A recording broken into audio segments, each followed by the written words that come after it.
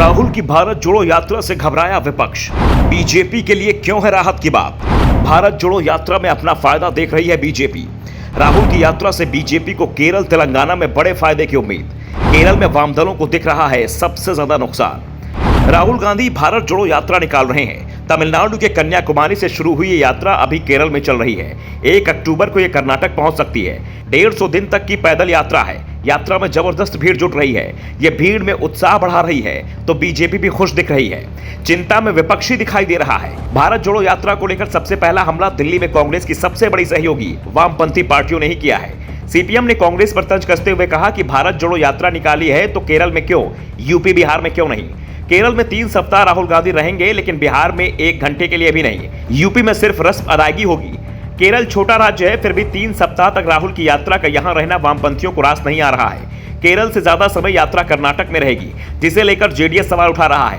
तेलंगाना की सत्ताधारी party TRS भी राहुल की यात्रा पर चिंता जता रहा है। साफ है, कांग्रेस के निशाने पर अभी बीजेपी की जगह उसके विरोधी ही दिखाई दे रहे हैं। वैसे राहुल गांधी की इस यात्रा का असली टेस्ट महाराष्ट्र में प्रवेश के बाद दिखाई देगा, क्योंकि फिर राहुल को अधिकांश समय उन राज्यों में चलना होगा जहां सरकार बीजेपी की होगी। बीजेपी तो राहुल की यात्रा को लेकर अपनी तैयारी कर ही रही है, लेकिन चिंता बीजेपी विरोधी पार्टियों को ज्यादा हो रही है। इस समय यात्रा केरल में है। कांग्रेस नेता खुश दिखाई दे रहे हैं। केरल में पार्टी कार्यकर्ताओं में उत्साह दिखाई दे रहा है। वाम दल चिंता में दिखाई दे रहे हैं। कांग्रेस के साथ जिस दल में उत्साह दिखाई दे रहा है वो है बीजेपी। दरअसल केरल में बीजेपी को राहुल की यात्रा में अपना फायदा दिखाई दे रहा है। पूरे भारत में केरल ही एकमात्र ऐसा राज्य बचा है जहां से बीजेपी ने लोकसभा में अभी तक अपना खाता नहीं खोल पाई है। विधानसभा में अभी तक सिर्फ 1 बार सीट जीतने में सफलता हासिल की है, वो भी तब जब राज्य की आरएसएस को सबसे ज्यादा मजबूत माना जाता है। दरअसल केरल में अल्पसंख्यक आबादी के चलते जो ध्रुवीकरण कांग्रेस और वाम दलों के बीच होता है, उससे बीजेपी को जगह नहीं मिल पा रही है। राज्य में करीब 40% वोट मुसलमान और ईसाइयों का है, जबकि 56% वोट हिंदुओं का है। ईसाई और मुसलमानों का अधिकांश वोट कांग्रेस को मिलता है। इसके खिलाफ हिंदुओं का समर्थन वाम दलों को मिलता रहा है। ऐसे में राहुल गांधी की यात्रा में राज्य में धार्मिक ध्रुवीकरण और तेज होने की संभावना बनती दिखाई दे रही है और बीजेपी इसमें अपना लाभ तलाशने में जुटी है। पिछले 1 दशक से केरल में बीजेपी के वोट शेयर में धीरे धीरे कर उछाल आ रहा है।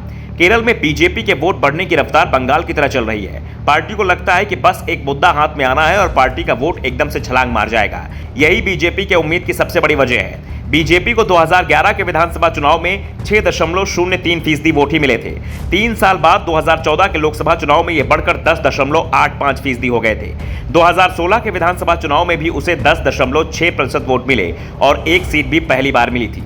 इसके बाद 2019 के लोकसभा चुनाव में स्थानीय दलों के साथ भाजपा ने गठबंधन किया था तो एनडीए को 15.64% वोट मिले। पार्टी के वोटों में सबसे बड़ा इजाफा 2020 के पंचायत चुनाव में हुआ, जबकि उसे 17% वोट मिले। बीते विधानसभा चुनाव में भी बीजेपी को 11.30% वोट मिले थे। यानी चुनाव दर चुनाव बीजेपी के वोटों की संख्या में बढ़ोतरी हो रही है। खास तौर पर 2019 के लोकसभा चुनाव में राज्य की 20 सीटों में से 5 पर बीजेपी उम्मीदवारों को 2 लाख से ज्यादा वोट मिले थे। 9 सीटों पर 1 लाख से ज्यादा वोट मिला। ऐसे में पार्टी की नजरें 14 सीटों पर लगी हुई हैं। राहुल गांधी की इस यात्रा से राज्य में धार्मिक ध्रुवीकरण के तेज होने की संभावना दिखाई दे रही है। ऐसे में बीजेपी ये प्रचार करने में जुटी है कि अगर हिंदू मतदाताओं ने वाम दलों को वोट दिया तो वो वोट दिल्ली में कांग्रेस के हिस्से में चला जाएगा। ऐसे में बीजेपी को उम्मीद दिख रही है कि राज्य का बहुसंख्यक वोट उसके पक्ष में आ सकता है। इसके साथ ही लव जिहाद के नाम पर बीजेपी ईसाइयों को भी अपने पक्ष में करने में जुटी हुई है। बीजेपी की इस रणनीति से वाम दल पहले ही सतर्क दिखाई दे रहे हैं, जिसके बाद से ही उन्होंने कांग्रेस पर हमले तेज कर दिए हैं। ऐसे में साफ है कि दक्षिण में राहुल की यात्रा से कांग्रेस तो मजबूत होगी और साथ ही बीजेपी को भी फायदा मिलते दिखाई दे रहा है। Bureau report, the such India.